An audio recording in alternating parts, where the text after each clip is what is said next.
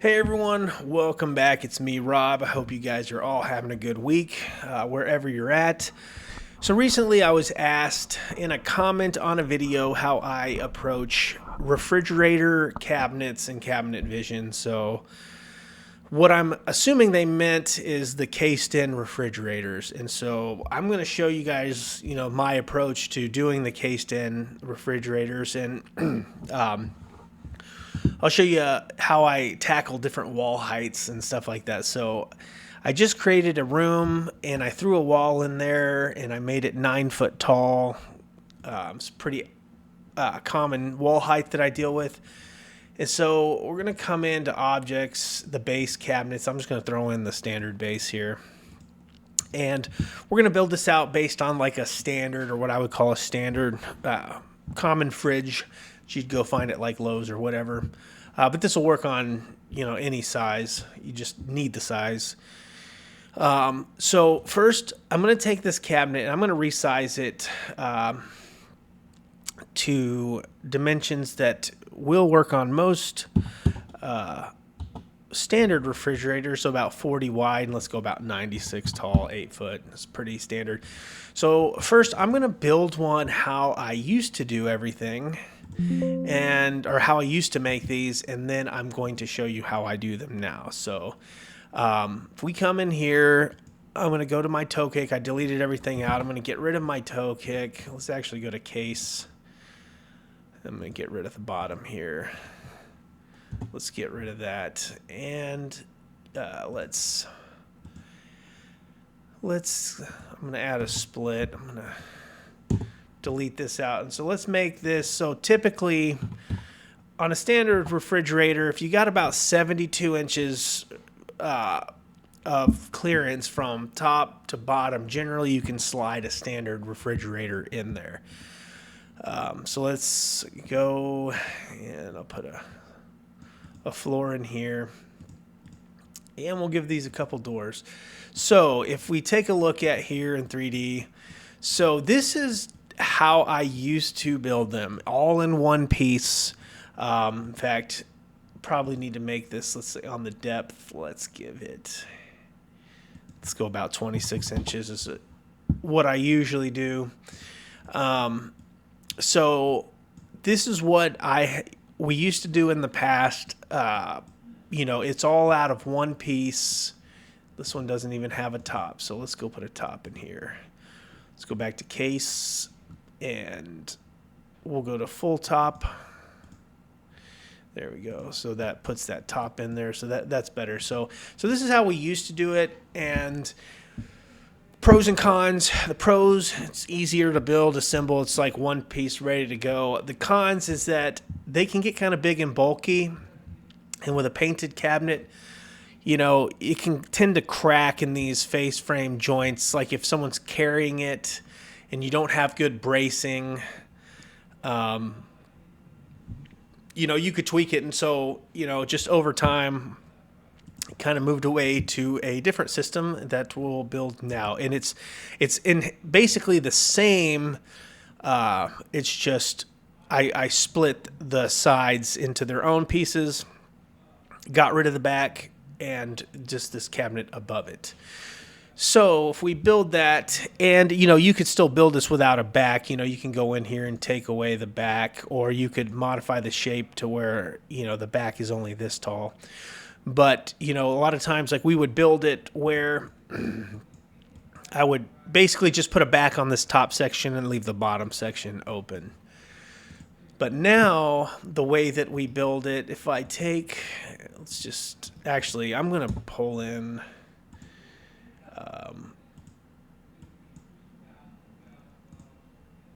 That's not what I want.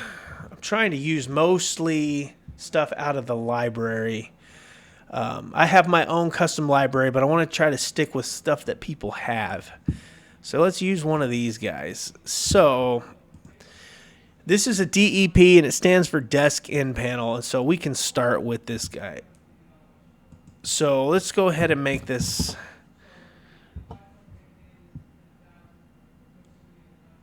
an inch and a half, and let's go ahead and let's make this 96, and let's get rid of this toe kick here.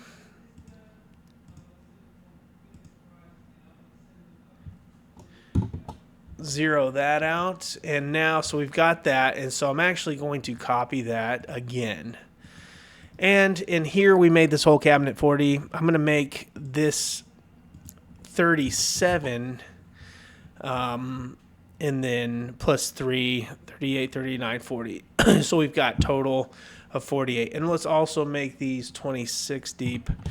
And you guys can probably see where I'm going with this. So if I go to objects, let's go to wall cabinets, just pull the standard upper. And if we make this like 24, maybe 72, and then 37 wide and 26 deep. So right here you can see we essentially have, well, 26, not 12.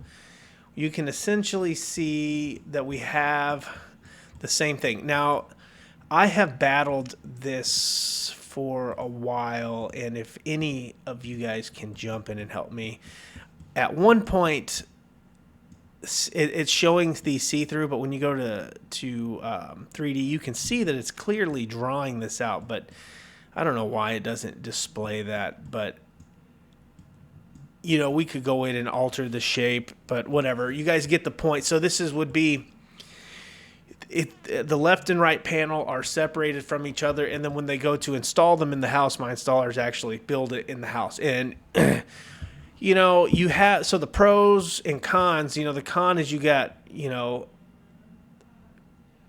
maybe a harder joint to hide because now you got a joint down the side, but the pros are easier to get in the house, easier to install. It's easier to keep them from getting scratched, at least, and you know, from what we have experienced. So I prefer to do it this way. So if I wanted to take this to the ceiling, which is pretty common, then what I would do, we're just going to use this 9-foot wall as a ceiling height, which is pretty common. So I'll take this and I'll usually go 107, 108. By the time you get flooring down, you know, we'll just stick with 107. That's a pretty safe number. And then we can make this bigger by 11, so 36, 37.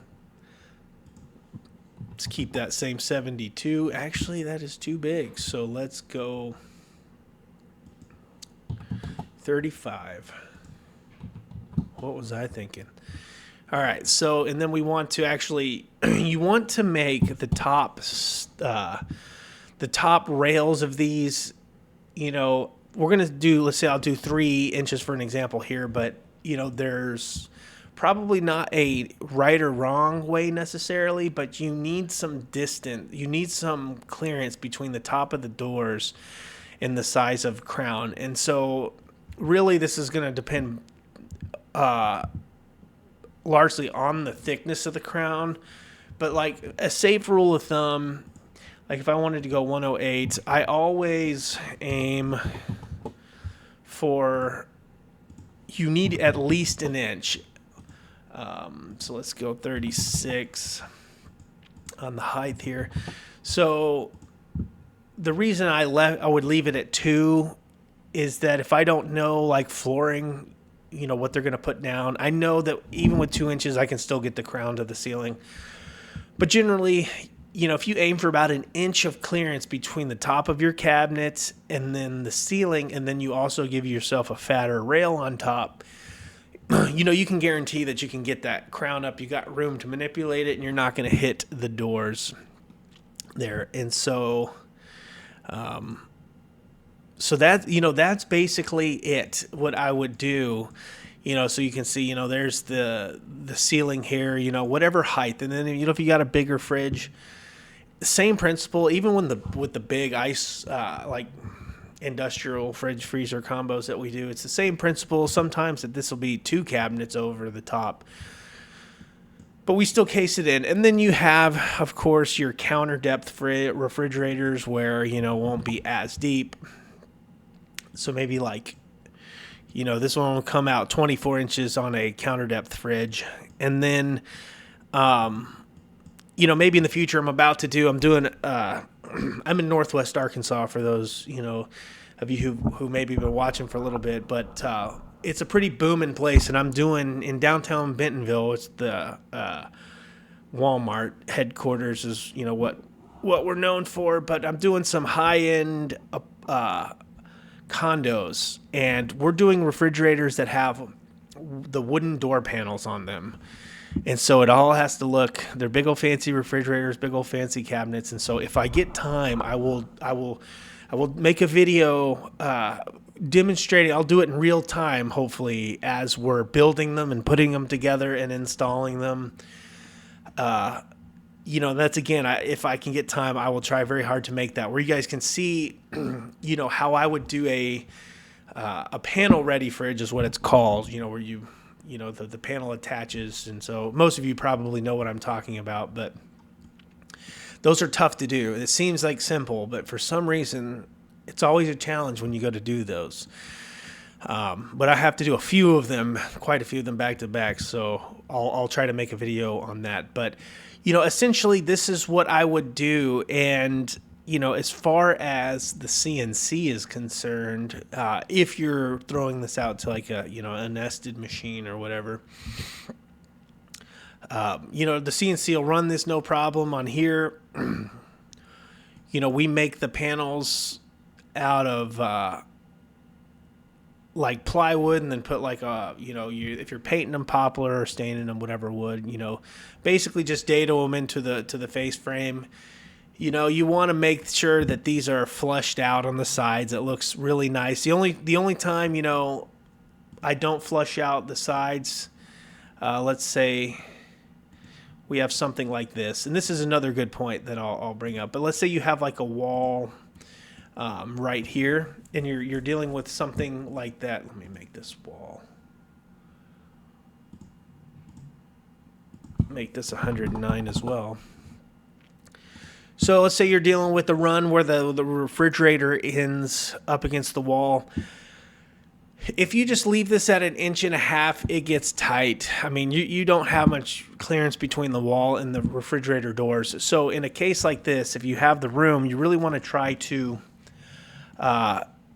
increase the overall size of the cabinet. Let's say in this case by like 3 inches, and maybe add it to this left style, so that way it'll push the refrigerator off the wall.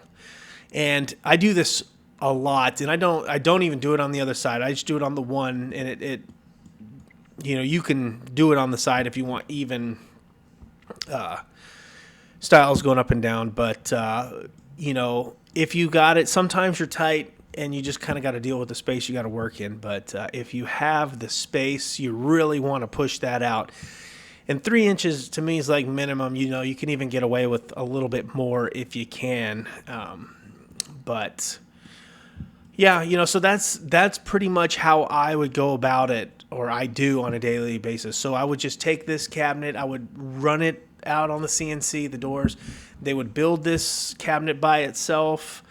They build these panels by itself, and then, at the job is when my installers would, they put it together. So anyway, I think that pretty much sums up how I do that. I'm trying to think if there's any other situations dealing with the refrigerator that I have to do anything different, and I don't think there is. I think the big thing, standards to about 24 to 26 inch deep, and just always ask your clients for appliances. I always do. Most of you probably do anyway, but you can, once you got that, you can do whatever, build it around those dimensions. But these dimensions that I told you will fit 99% of refrigerators that are out there. So I think that pretty much is it, and I won't drag this out any longer than it needs to be. If you guys have any input, suggestions, or just comments,